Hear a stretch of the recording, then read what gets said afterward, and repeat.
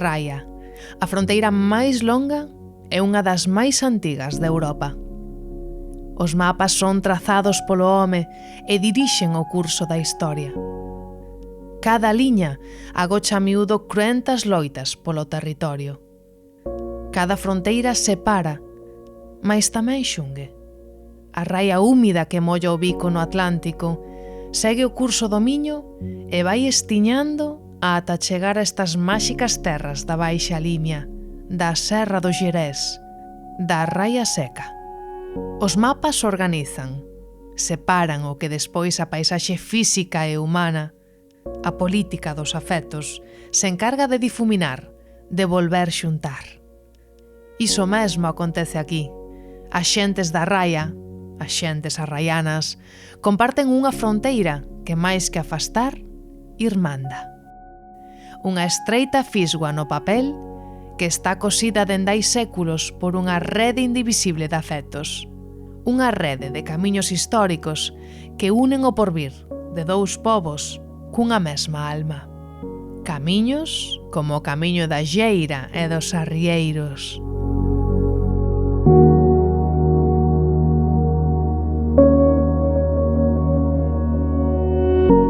Hai tantos camiños de Santiago como peregrinos houbo ao longo da historia. Mais este camiño da Lleira e dos Arrieiros, que une Braga con Compostela, é aínda hoxe unha xoia por descubrir. 240 kilómetros de virxe fermosura, un trazado exixente que mergulla na esencia de dúas terras limítrofes, de dúas culturas, unha experiencia íntima e sorprendente, unha viaxe cargada de historia. Historia como a cabeira este complexo do Aquis Originis, en Lobios. Vestixios romanos que receben o camiñante tras o seu ingreso en Galicia, pola Portela do Omen. É que o Camiño da Lleira comparte un tramo do seu itinerario coa Vía Nova, unha concorrida ruta comercial que unía dúas importantes urbes, Brácara Augusta, Braga, e Astúrica Augusta, Astorga. E no medio deses fatigosos traxectos, estes refuxios ofrecían unha oportunidade de recobrar folgos, sandar os pés e calmar o espírito. Bueno, é obvio, non? Primeiro xa que os romanos eran unha das cousas que máis apreciaban eran as augas termais, non? Entón, pois ten algunha lógica que os asentamentos que fixeron, sobre todo aquí na nosa zona, pois sexan todos ao lado de xacementos de augas termais. En Braga, que é onde empeza o Camiño da Xeira, hai un xacemento que tamén é do século II, que ademais hai un teatro romano, non? Que son as termas da Cividade, no Alto da Cividade. Despois seguimos pola Xeira, chegamos ao Xerés e volvemos ter unhas das augas termais que teñen máis valor. Ademais é unha zona de turismo importante dende o século XIX. E claro, despois chegamos aquí, ainda que ahora vexamos pois, un pequeno xacemento, non? Pois esta foi a segunda mansio romana, bueno, pois aquí onde vedes pois, había tamén pois, unha importante mansio, non? Que era un pouco pois, onde descansaban os peregrinos que facían o que camiñaban, peregrinos non só, senón tamén o comercio, non? Eso na época dos romanos, pero claro, a Vía Nova, por iso tamén o Camiño da Xeira dos Arrieiros, non? Foi un camiño que se utilizou ao longo de toda a historia. Na época medieval, pois un pouco co rexurdimento da peregrinación a Santiago, pois foi un camiño que se utilizou naturalmente, tanto polo Camiño da Raíña Santa, que era o que iba un pouco polo Santa Comba ata a Vía da Prata, como polo Camiño da Xeira dos Arrieiros, non? Que ademais, mentei tamén que foi un importante camiño de contrabando, que iso xa mo contaron os vellos daqui da zona, senón que, ao ser un camiño natural, unha vía natural, porque ademais estamos entre dúas serras que son moi esgrevias, non? Entón, pois, o paso natural era por a Portela do Home, Val de Río Caldo, e, bueno, despois, por a parte de Entrimo tamén pola Meixoeira e por Castro Laboreiro. Aquí vedes que temos un balneario que é do principios do 2001 ou 2002, creo que se fixa, non? Viña do século XVI, que se utilizou sempre, tanto pola xente de aquí como pola xente que viñan de fora, non? Tanto polo valor das súas augas, como para a importancia, non? Como medicina, digamos, natural, que tiveron sempre e que se sigue valorando moito hoxe. De feito, moita da xente que ven aquí ao balneario polas características beneficiosas desta auga, non? Bueno, cada vez vai a máis o coñecemento daqui desta zona, que son os baños de Río Caldo, non? Que foron sempre pois unha zona recoñecida por eso, polas augas termais. Despois tamén temos a parte de Auques-Querquernes, que son as augas cálidas, aínda que aí son máis as pozas, non? Son as pozas que xa veñen conservadas, pero que tamén teñen moito atractivo turístico, sobre todo. E despois, xa sabedes vos, Cortegada, Laias en Ribadavia, que dicirvos, dende o tempo dos romanos, que se aproveitaban as características beneficiosas, eu imagino que non sei se houve algún momento na historia na que non, pero despois da Idade Media para adiante, volveuse por un pouco de manifesto o valor de todas estas augas. Pois eu creo que sí. Digoche, para nós, por exemplo, a xente de aquí, digamos a xente de a pé, os oriundos de aquí de Río Caldo, utilizaban moito as augas. Quero dicir que era algo que era valorado por todo o mundo, non só por, a veces que a idea de balneario pode nos levar a un tratamento que é un pouco como máis caro, máis costoso, non? Pero non, a xente de a pé precisamente utilizaban estas bañeiras, estas duchas. E aquí en Río Caldo, por exemplo, ademais do que eran as casas dos baños, tamén había as pozas no río, non? Que eran pozas onde saía auga quente. E a xente aproveitaba eso. Eu acórdome de xente que tiñan problemas de pel e que viñan meterse nesas charquiñas que había ao lado do río. Por lo tanto, eu entendo que eso xa era algo que está metido na nosa cultura, non? Dende hai moitos séculos. Cos azos renovados, o peregrino prosegue a súa andaina cara ao norte, deixando atrás a fronteira e adentrándose no concello ourensán de Lobios. As etapas dos últimos días, os montes do Xurés, pasan factura nas pernas, que van agora máis lixeiras polo efecto das augas termais. O que compre agora é darlle un bo repouso e avivalas coa enerxía que aportan os manxares da zona. Manxares como este arroz de corzo, a especialidade rexional que se serve neste hotel en plena vila de Lobios, adobiado polos gorentosos caldos da casa.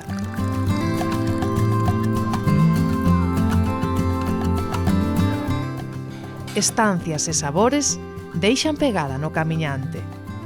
Presumen nestas terras de Lobios de ser vós anfitrións e darlle ao visitante, especialmente o peregrino do Camiño da Lleira e dos Arrieiros, o coidado e agarimo que merecen.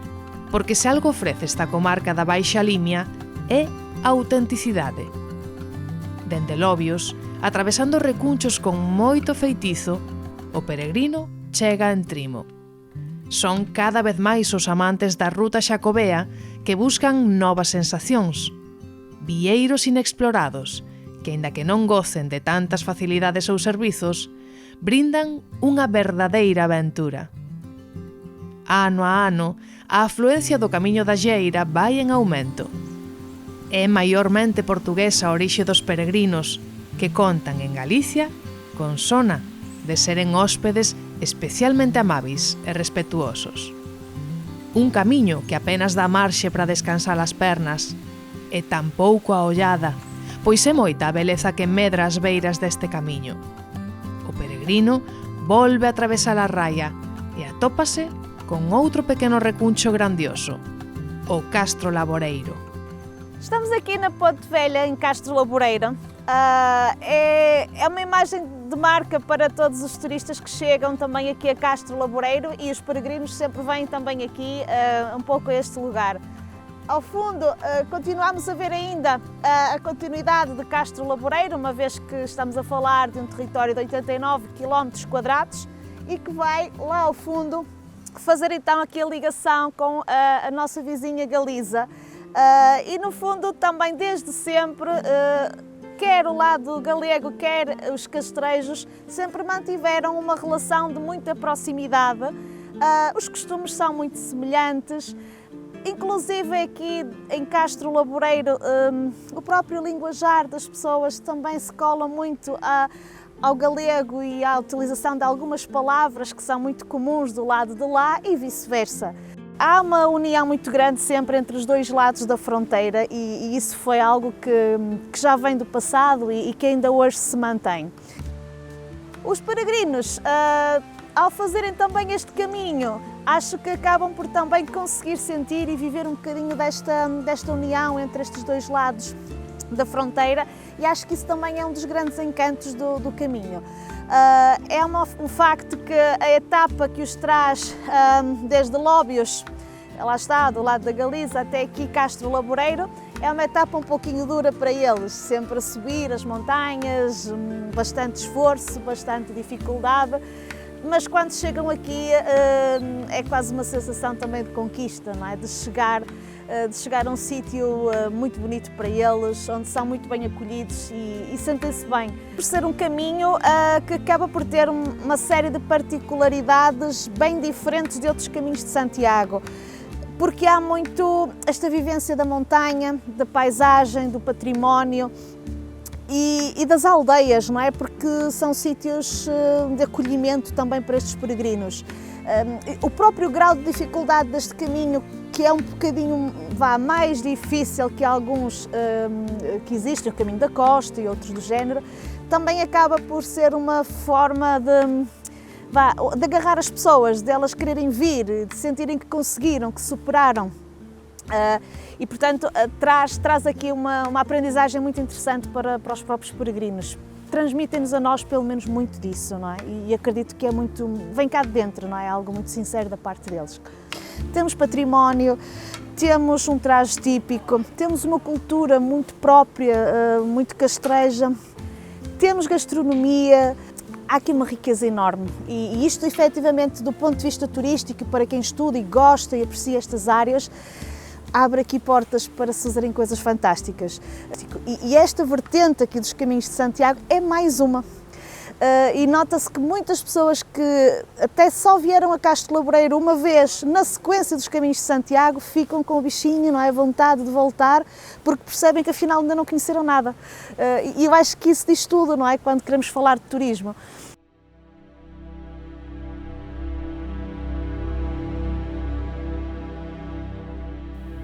O da Lleira e dos Arrieiros é un camiño que propón intimidade.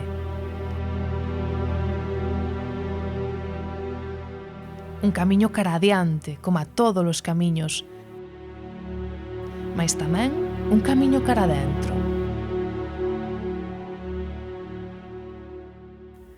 Din quen o percorreron que este camiño garda unha maxia especial, unha experiencia introspectiva no que paisaxe e pensamento dilúen a súa fronteira e camiñan sempre xuntos.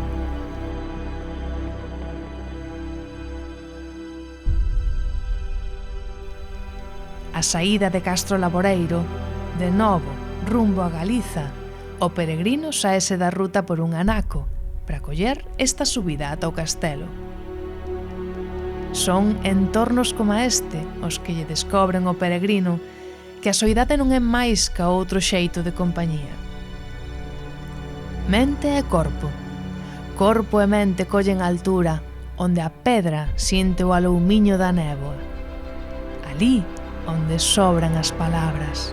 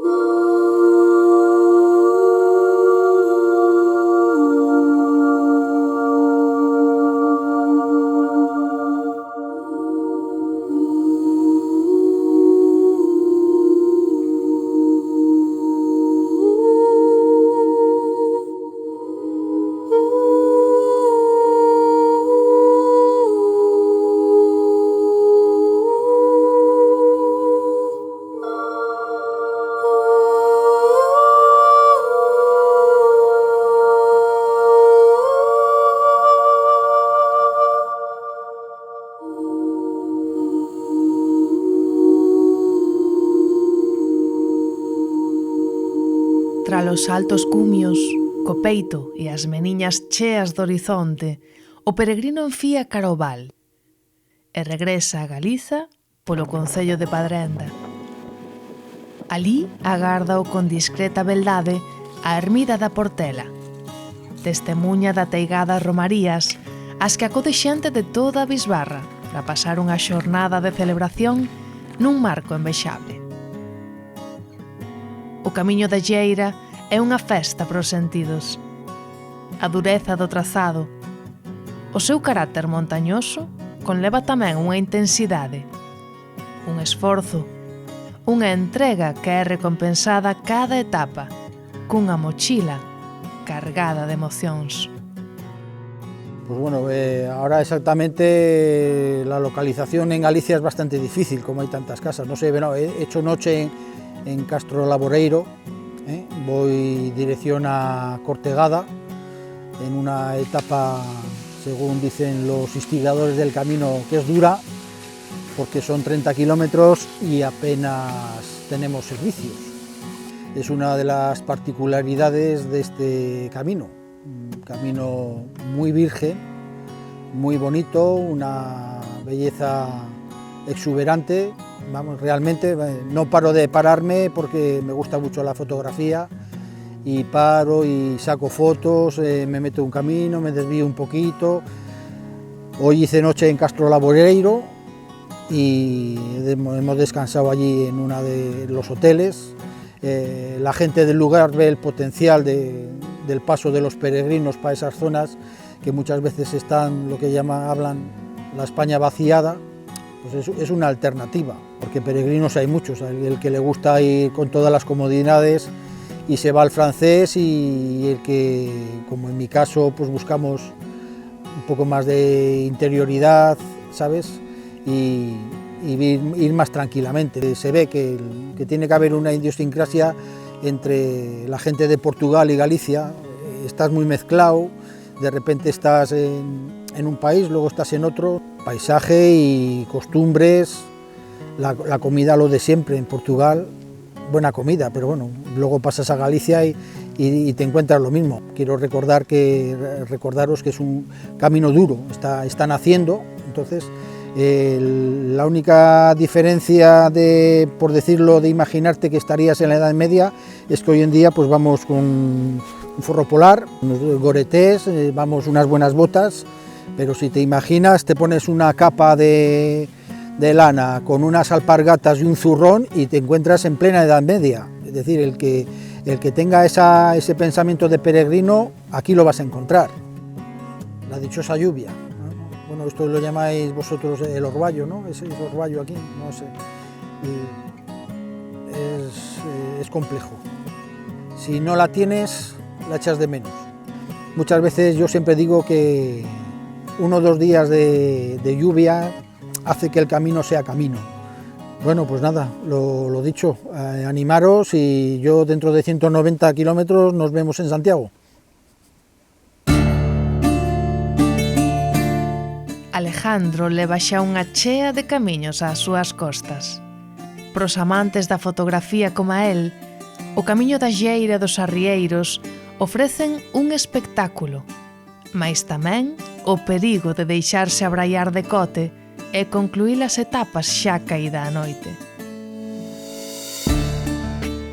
O outono alíase co monte e arman unha trampa letal para a mirada. Unha paleta de cores que fala dun ocaso, dun fin de ciclo, do termo dun camiño que cada ano, irrenunciablemente, torna a empezar, etapa a etapa, estación tras estación, o camiño da natureza, a peregrinaxe cíclica e infatigable do tempo. Un tempo que nesta paraxe semella deterse. Sempre a descer, guiados polo rumor da auga, chegamos ata a Cortegada. O espello silente destas augas agocha historias trepidantes, anécdotas clandestinas dunha época na que o contrabando non era tan só unha forma de economía sumerxida, senón un xeito de vida. O vello edificio modernista de 1937 deu paso a un novo balneario, mais o manancial segue a ser o mesmo. O poder curativo e medicinal dos seus baños desafía hoxe o paso dos séculos. E canda auga, escultora incomparable, atopamos outro protagonista da enxeñaría de toda a rede histórica dos camiños nesta comarca, un arquitecto que inunda de cor e alegría as faldras dos montes que acollen o cauce do Miño. As ringleiras de viñedos van urdindo o seu tapiz, como raios de sol que irán murchando o compás do solpor. O vasto mosaico de vides delata a enorme importancia do viño nesta comarca e tamén no trazado do camiño da Lleira e dos Arrieiros. A etapa que une Cortegada e Beade, de 22 kilómetros, supón unha inmersión, unha viaxe ao corazón dunha enocomarca que tivo e está volvendo a recuperar un peso e unha puxanza comerciais determinantes. O tramo do concello de Arnoia transcorre aínda de par do cauce e pasa a carón do hotel balneario. Tras cruzar 3 pontes e os seus respectivos caudais, o Arnoia, o Miño e o Avia, o camiño da Lleira e dos Arrieiros dás un baño de pedra e historia. Na asombrosa vila de Ribadavia.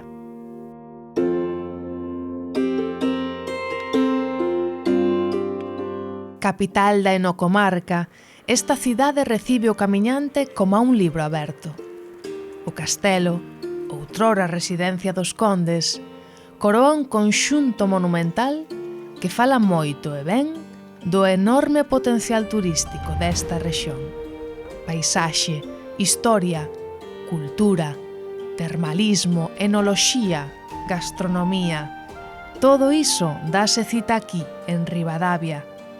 Todo iso dáse cita no camiño da Lleira e dos Arrieiros. 9 etapas divididas en 25 tramos que redescobren o meigallo desta zona interior da Galiza, da Cerna, da provincia de Ourense. Desde estas torres, o camiñante toma unha boa perspectiva do terreo, do treito que leva percorrido e do que lle queda por percorrer. Patrimonio material e inmaterial. Ribadavia é unha parada obrigada, un museo vivente cuxo barrio xudeu, considerado monumento nacional e en chamativo estado de conservación, compón o escenario perfecto pro paseo, pro bo comer e o beber. O marco ideal para a celebración da festa da vida, da festa da terra, da festa da historia.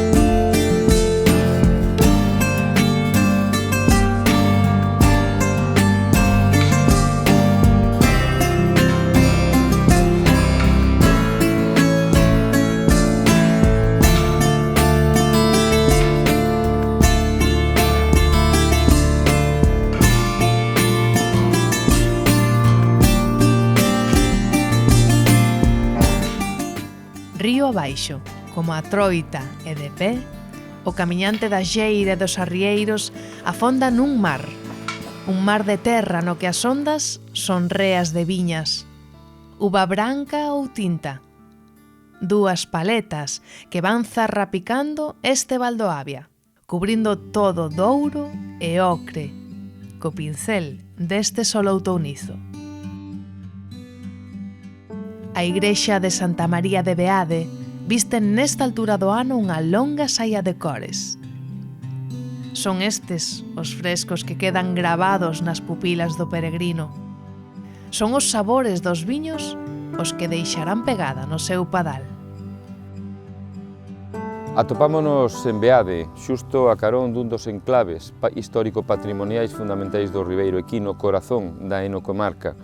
E este creo que é o lugar acaído para explicar un pouco que significa o viño do Ribeiro. Pero que significa o viño ribeiro non está na comarca, sino no conxunto no global de Galicia. Sempre adoito resumilo dicindo que o Ribeiro foi o gran viño nacional de Galicia durante séculos.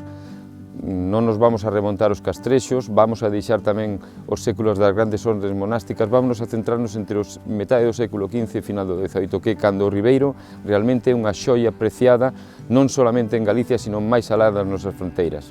Durante esos séculos, o viño do Ribeiro, a importancia que tiña era fundamental, e a proba máis palpable do que estou dicindo é que todas as grandes casas nobles, todas as grandes ordes monásticas tiñan as súas adegas aquí no Ribeiro. Estamos falando dun produto moi prezado, estamos falando dun produto que, segundo os historiadores, se está documentado, foi un dos motores económicos non só do Ribeiro, sino de toda Galicia. Dice que coas ganancias das vendas de viño ribeiro na cidade de Santiago se construíron algúns dos grandes monumentos que temos hoxe na nosa capital. Este, evidentemente, o tratarse dun produto con este valor engadido, xera un tráfico. Este tráfico, para levar este viño de aquí cara a Santiago de Compostela, precisaba un medio de transporte e precisaba un camiño. E ese camiño, pues, evidentemente, era o camiño, os camiños que circulaban a través do Ribeiro e que collían con toda os camiños de peregrinación cara a Santiago. Xurde unha figura que é a figura dos arrieiros, que ao final pues, eran homes que ían con recuas de mulas, de bestas, de entre 8 e 12 animais cargados de pelellos cara a Santiago, e foron facendo camiño, iban recorrendo as fragas, iban pasando os regatos, dunha maneira, ás veces, soportando as inclemencias do tempo para levar ese produto a Santiago de Compostela. Fundamentalmente, para o seu consumo na capital, para os pelegríns e, ademais, para a difusión por toda Galicia, e outro destino era a propia cidade de Pontevedra, que vía o Porto de Marín internacionalizaba xa o viño do Ribeiro cara o Reino Unido, cara a Asturias, cara aos Países Baixos, co cual tamén se pode dicir que o viño ribeiro foi o primeiro viño galego que se internacionalizou. Efectivamente, o Ribeiro está considerado, e non o digo eu, diron a xente os investigadores, está considerado como o territorio onde coa patrimonio histórico, arquitectónico, ligado ao viño máis importante de toda a Península Ibérica.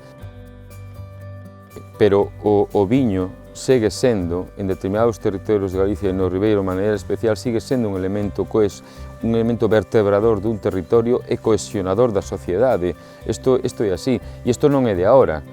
Insisto, un viño como o Ribeiro que leva miles de anos aquí e que ten o seu recoñecemento histórico, sempre foi o axente fundamental de vertebración do territorio e cohesión da sociedade, pero cuidado, nos séculos dos que falamos, esta vertebración foi da propia Galicia, insisto. O viño do Ribeiro chegou un momento onde era unha parte fundamental do que sea a economía desta comunidade autónoma. Bueno, pois sí, evidentemente eu convido a todos os que se marquen como obxectivo facer este camiño, convido a pararse no Ribeiro, convido a degustar este territorio, por suposto, a través dos seus viños, pero sobre todo facelo mirando toda esta paisaxe, que é unha paisaxe única. É un territorio donde cada solpor convida a unha reflexión e cada amanecer entendo que anuncia sempre unha nova esperanza.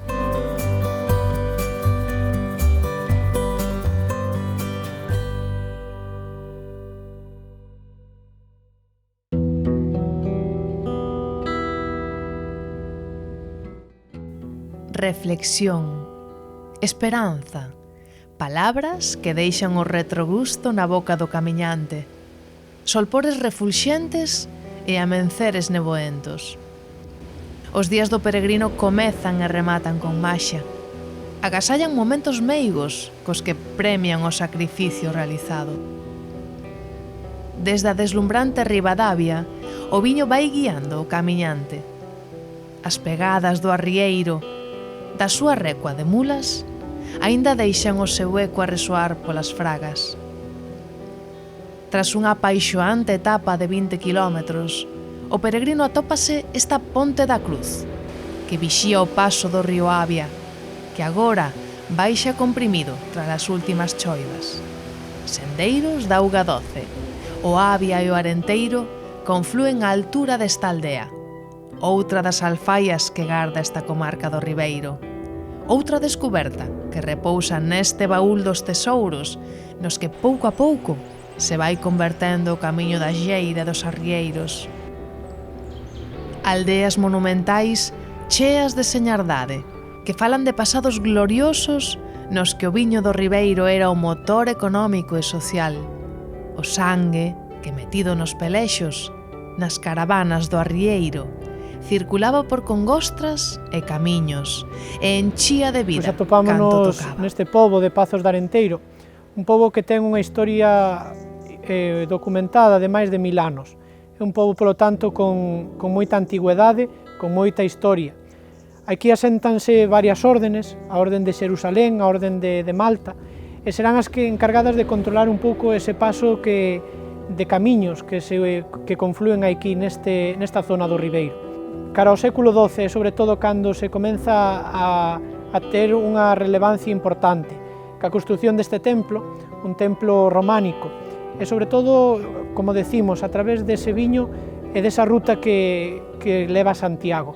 Por aquí comenzan a peregrinar moitas persoas, pero non solamente nese ámbito religioso, senón sobre todo a importancia venlle a este pobo dese comercio do coviño.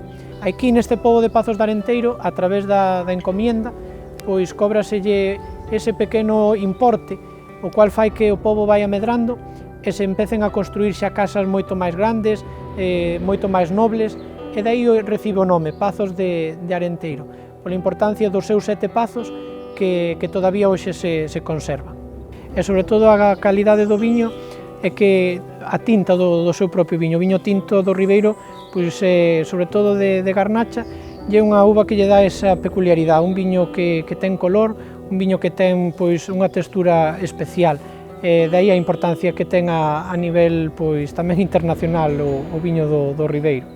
Non, nós para as misas utilizamos o viño dulce, un viño tostado, xa especial, pero non habría problema tamén en utilizar o viño Ribeiro, o único que se pide é que sea viño natural e que non teña outros agregados químicos.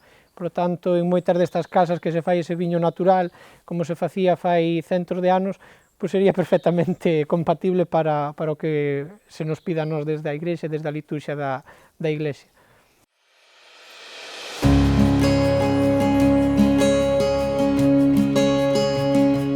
Pois a verdade que, como todos os restos dos camiños, buscan tanto desde o punto de vista religioso ao punto de vista deportivo, pasan moitos nas bicicletas, outros veñen para coñecer como turista, un poquinho de todo, non?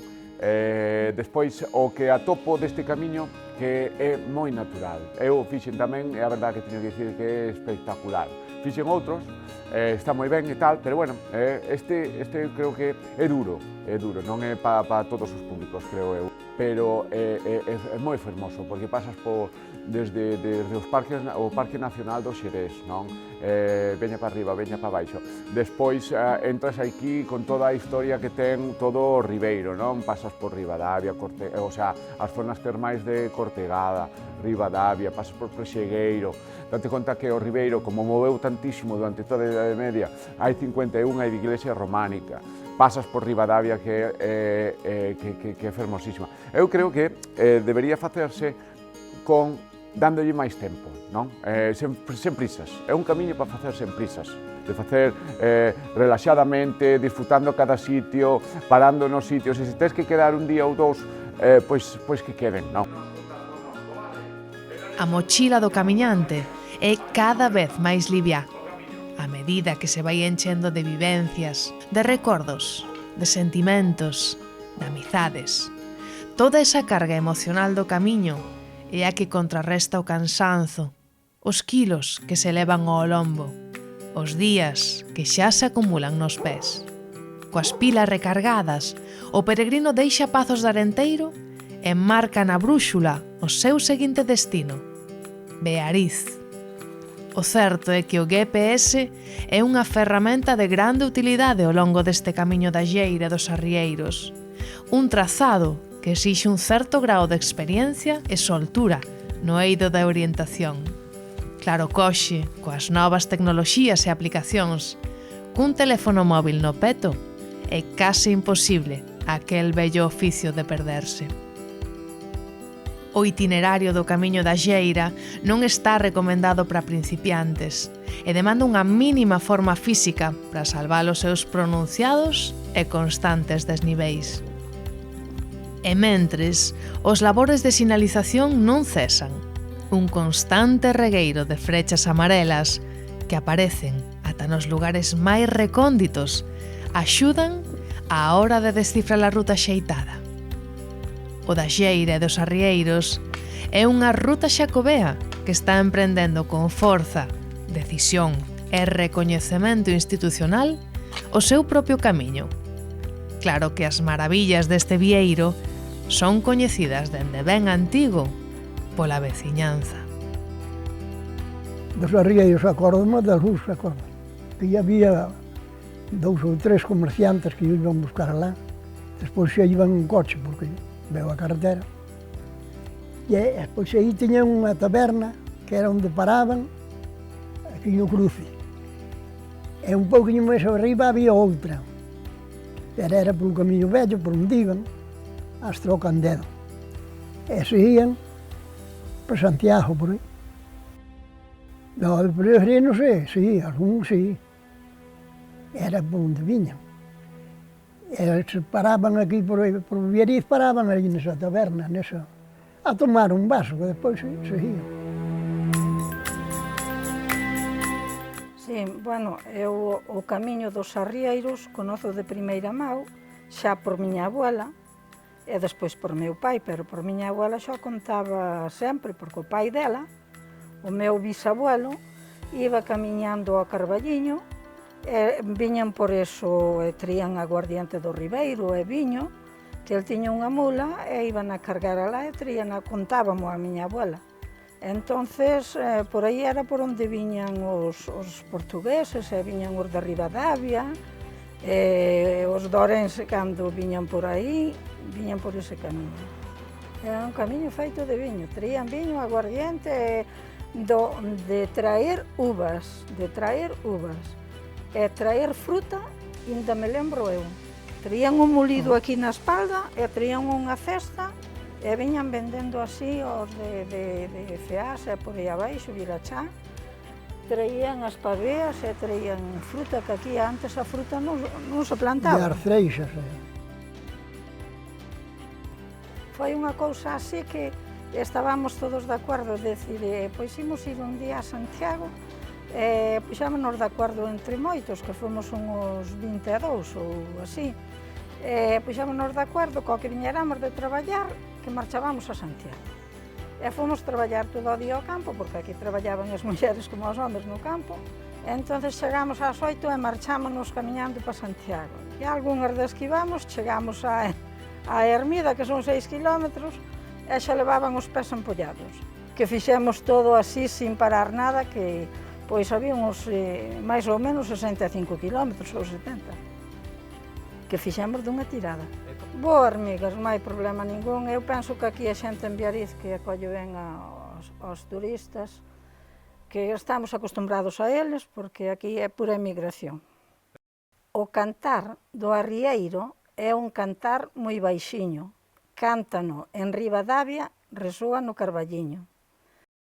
Música non tiñan, eran máis de cantar e ler solos e de xuntarse a botarlle unhas rondas, como se suele decir, rondeábase, que era que lle deixa un pouquiño, pois dámoslle unha cantadiña. Aquí rondo, aquí teño de rondaré, aquí son os meus amores, aquí os hei de encontraré, aquí os hei de encontraré, ai alelo, ai alala. María, si vas ao río a lavar, non torza a roupa que a pode rachar, que a pode rachar, que a pode rachar. María, si vas ao río a lavar.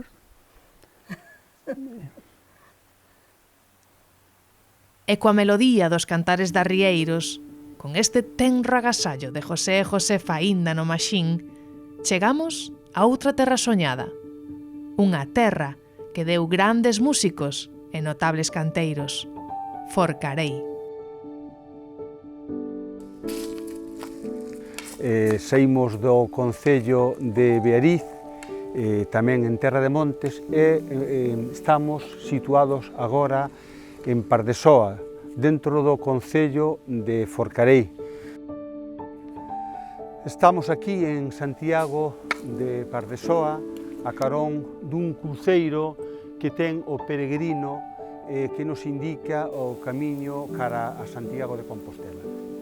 Plena naturaleza, aquí respírase o murmullo do vento, das augas cristalinas e puras, e o paso dos peregrinos por esta terra.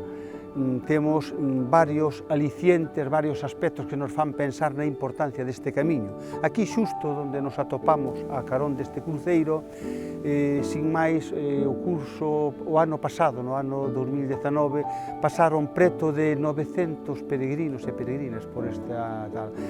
O camiño da xeira e dos arrieiros, pois creo que pode ser dar un gran impulso en todos os aspectos para esta terra de Montes, da xurisdición histórica de Terra de Montes. Pois situados xa aquí, ao lado da iglesia de Santiago de Pardesoa, pois un pouquiño máis arriba, aí podemos topar xa na porta principal da igrexa, vemos a Cruz de Santiago, nas dúas portas que dan a fachada principal.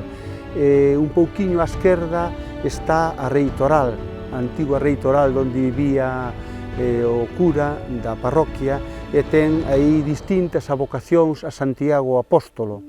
E, bueno, isto todo nos levaba a seguir este camiño que nos indica precisamente o peregrino deste cruceiro. Íbamos camiñando xa cara a Soutelo de Montes. Non nos esquezamos que estamos nunha terra de canteiros. Terra de Montes é terra de canteiros, é terra de músicos.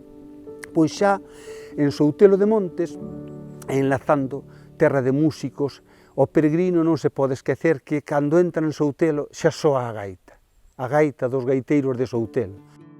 Avelino Cachafeiro, o gaiteiro de Soutelo, xa dicía nun dos seus libros, Voando coas ás da vida, dicía Avelino, marcaremos o camiño, contaremos as pasadas de Soutelo a Vilapouca. Soutelo a Vilapouca, xa camiño de Santiago ou de Pontevedra, incluso a donde se fora.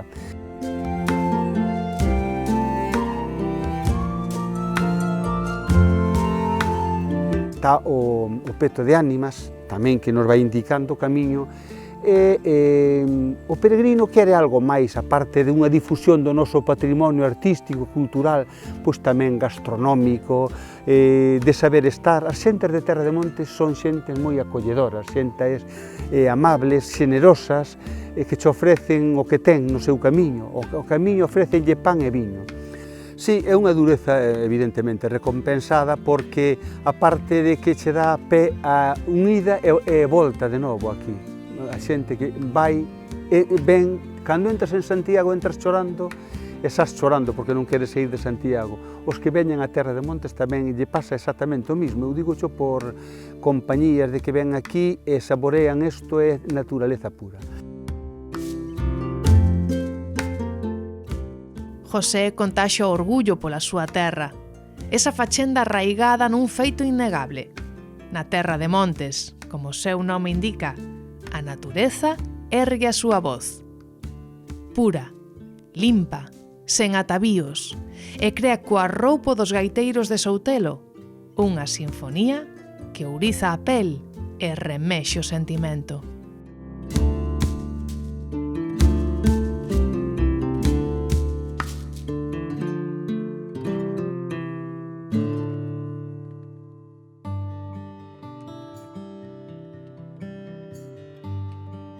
A esta altura da ruta, na entrada de Soutelo de Montes, o peregrino leva xa preto de 200 km nas pernas. Pero o cansanzo faise máis levadeiro, grazas ás paradas que ofrecen elementos como a este peto de ánimas da Virxe das Angustias, en plena Rúa Real, no centro da vila.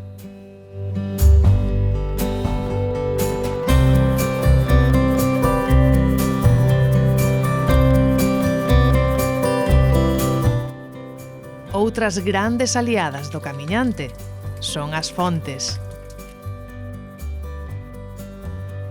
Espallados ao longo de toda a ruta, os mananciais foron esenciais para a hidratación das caravanas de bestas dos arrieiros, mais tamén das persoas.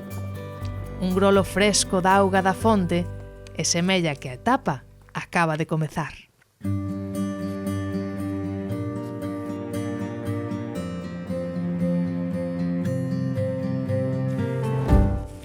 Espazos como esta área recreativa da Freixeira fannos lembrar aquel consello do hospedeiro. O camiño da Lleira e dos arrieiros é un camiño para facer devagar, sen presas, gozando cada etapa, e se fai falla, dividindo cada etapa en varios tramos. Ademais de repartir mellor os esforzos, estamos a facerlle xustiza ás cativadoras paisaxes que percorremos. De conexión co entorno, co lugar e coa súa xente. Alimento pro espírito e tamén pro corpo.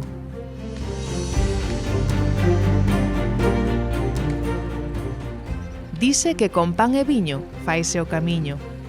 Os exquisitos caldos do Ribeiro súmase aquí en Forcarei un pan que leva moitos anos colleitando louvanzas. Será a fariña, será a auga ou o fermento. O caso é que estas pezas feitas no forno, o estilo de sempre, conservan a súa frescura na mochila do peregrino. Quen sabe que levando un pan de Soutelo consigo, Santiago de Compostela non queda tan lonxe.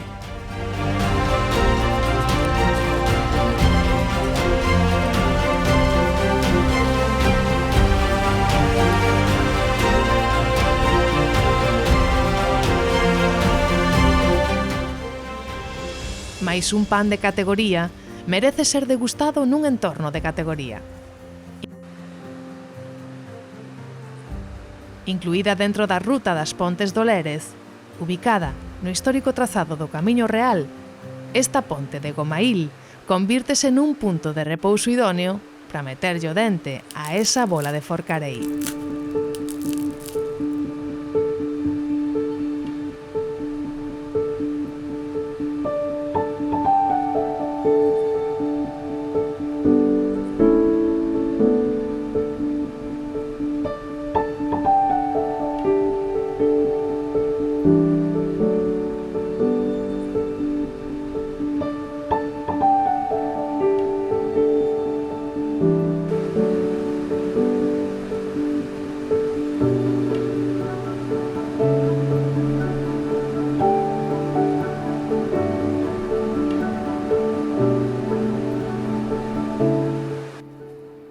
Ruxe das augas de fondo, o camiñante recupera o paso.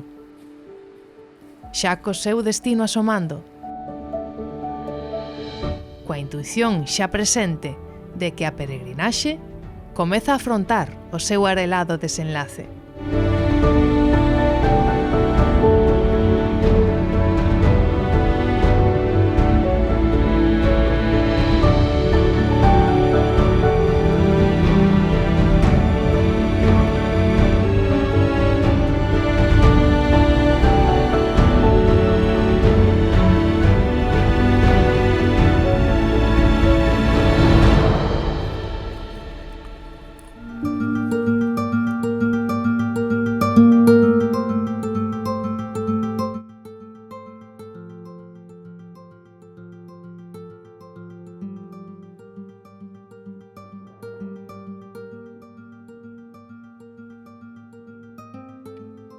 Estamos no alto da Cuda da Grela, paso de arrieiros e peregrinos. Desde aquí xa se lle pode botar un vistazo ás terras de Compostela. Desde este punto se baixa hasta Codeseda. Nin en particular, ni nada, isto debeu ser alguén, eu puxen que por unha devoción, por un voto, por calquer cousa que puxera aquí. Pois este é un exemplo da riqueza que ten o camiño da Xeira, dos monumentos que se topan desde Braga hasta Santiago. Un son cristianos ou católicos, ou como quere chamar, iglesias, capelas, ermidas, petos de ánimas, cruceiros, e outros poden ser casas señoriales, pazos, e outra arquitectura popular, como pendellos, etc. Luís é unha desas mentes inquedas que aprenderon a descifrar o dicionario da pedra, a heráldica. As mensaxes que se agochan en templos como esta igrexa de Codeseda.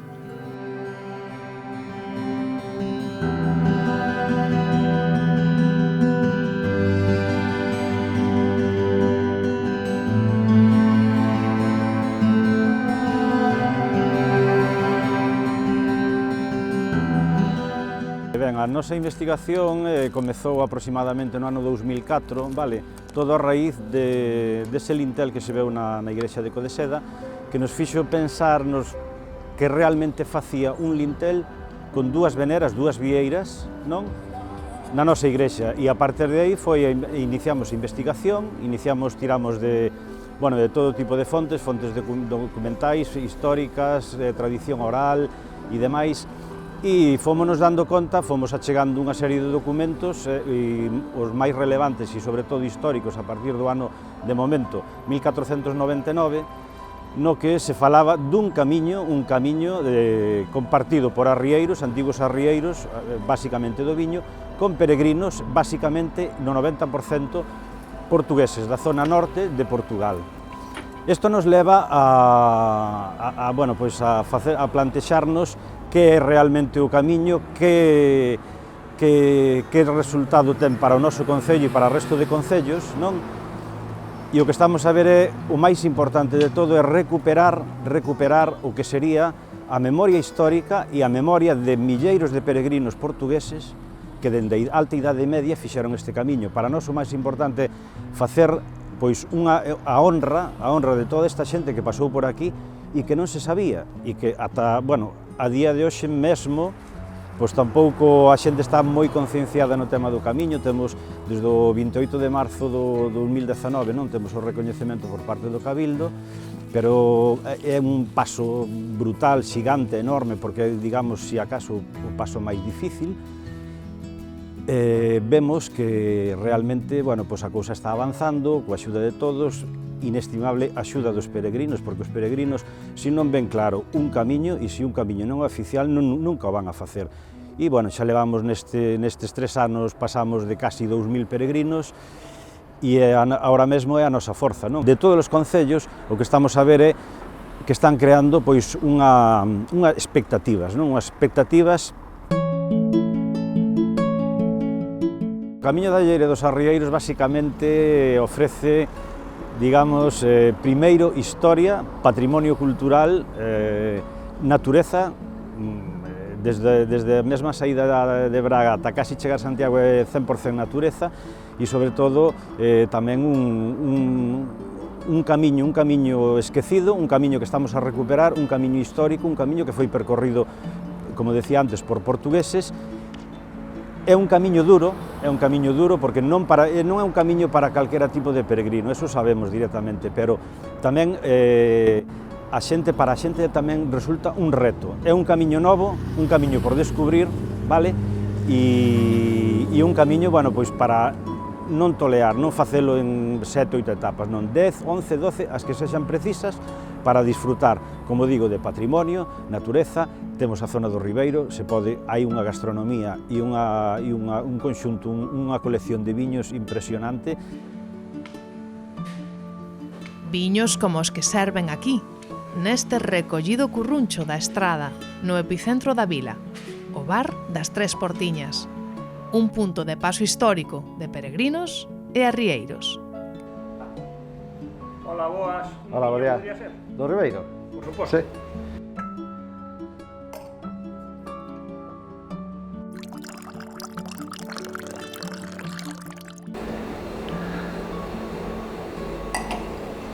E logo isto das Tres Portiñas, Pois mira, é que antigamente por aquí pasaba o Camiño Real, que chamamos o Camiño Real aquí na estrada, que ven desde aquel portalón dali e sigue todo de frente hacia lá. Ali hai un cruce de camiños, ten que xirar á dereita e iría camiño de Santiago. Ese é o camiño que era dos Arrieiros. E temos tres portas por culpa de... temos tres portas porque aquí hai unha, ali hai outra e a de salida. As dúas primeiras era para facilitar a entrada aos camiñantes que viñan polo camiño. Sí, a ver, neste tramo da zona estradense o que vemos e sobre todo o que intentamos recuperar foi un dos dous grandes camiños que atravesaban o concello, vale, dos camiños reais, camiños históricos, e que era concretamente o camiño que viña da zona do Ribeiro do Avia ata Santiago, camiño de arrieiros e camiño de peregrinos. Que temos? Bueno, pois na zona da estrada temos un patrimonio cultural impresionante, bueno, a parte de igrexas, petos de ánimas, temos 5 cruceiros ca imaxe de Santiago e ca imaxe de San Roque, e todos, curiosamente, a non ser un, están ollando cara a Compostela, cara ao norte. Iso nos está indicando algo, que foi un camiño moi importante, e as fontes documentais así o dicen. Percorremos un antigo camiño real, o que se conserva, as partes que se conservan son medievais, vale? Chegamos xa á zona de Toedo, mesmo desde a estrada xa se poden ollar a simple vista as torres da catedral, e iso para un peregrino é moi emocionante, de feito se emociona moito, non?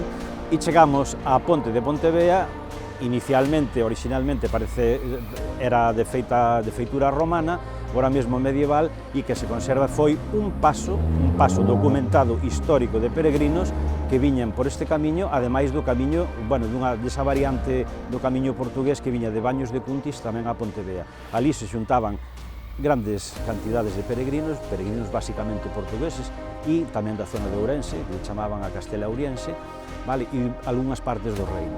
Este camiño é notable, o que queríamos era, sobre todo, a honrar, como decía, desde a Alta Idade Media, todos aqueles peregrinos portugueses que escollían a antigua lleira como inicio, non? A antigua lleira romana, para chegar a Compostela. Había un libro de rexistro no Concello de Lobios, non? Que rexistraban as entradas e saídas, é dicir, o comercio bidireccional que había norte-sur, sur-norte, entre a Galiza e o norte de Portugal. E, bueno, pues, están documentadas xentes, comerciais por Lobios, xente desta zona daqui da estrada, de San Martiño de Callobre, de Rubín, de Forcarei. Estamos falando de concellos, a maioría concellos pequenos, concellos con a taxa o sea, o que a demografía vai en descenso, e podría ser todo un alicerce para darlle visibilidade, para potenciar economía, potenciar recursos turísticos.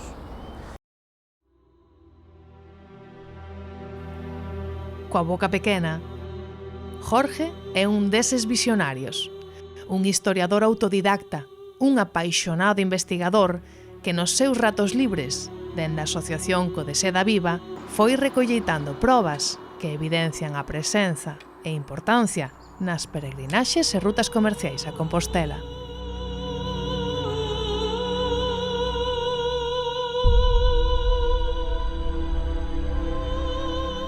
O xeneroso labor de Codeseda Viva obtivo unha xusta recompensa. O recoñecemento por parte do Cabildo que as portas dun ano santo certifica o camiño da Xeira e dos Arrieiros como unha ruta xacobea.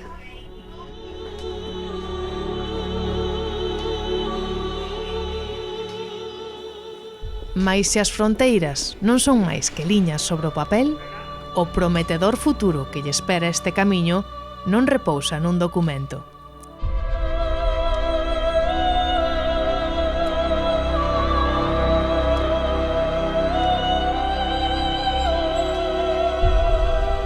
É a súa maxestosa natureza, o seu enorme acervo cultural, o poder curativo das súas termas e a calidade dos seus viños.